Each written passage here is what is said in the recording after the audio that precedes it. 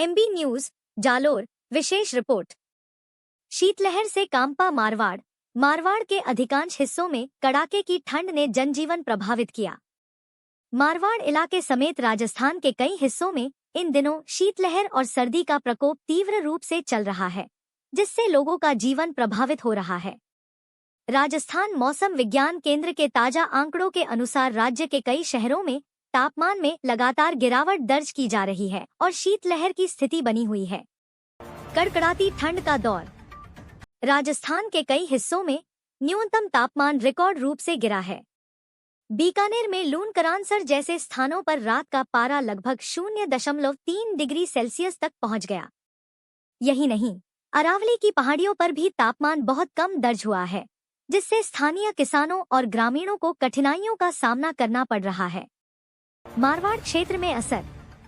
मारवाड़ के प्रमुख शहरों जैसे जालोर, पाली, सोजत, रतनगढ़ और आसपास के ग्रामीण इलाकों में ठंडी हवाएं चल रही हैं और न्यूनतम तापमान गिरने के कारण लोगों ने अपने घरों में अतिरिक्त वस्त्रों का उपयोग शुरू कर दिया है।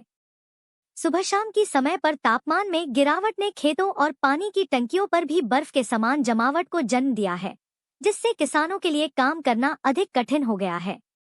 घना कोहरा और शीतलहर चेतावनी।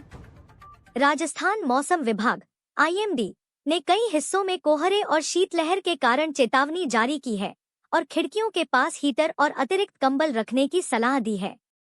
मारवाड़ के कुछ जिलों में भी शीतलहर की चेतावनी के असर से स्कूलों के समय में बदलाव और कुछ जगहों पर छुट्टियां तक घोषित हुई थी।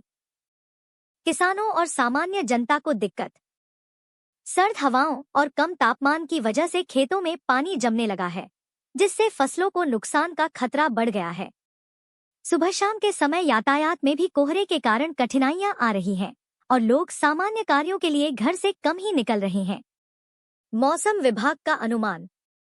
आईएमडी के मुताबिक यह शीतलहर और ठंडी हवाएं कुछ और दिनों तक जारी रह सकती हैं और फिर मौसम में धीरे धीरे बदलाव के साथ तापमान में सामान्य वृद्धि की संभावना है। लोगों को सलाह दी गई है कि वे मौसम विभाग के ताज़ा अपडेट पर नजर रखें और ठंड से बचाव के उपाय अपनाएं।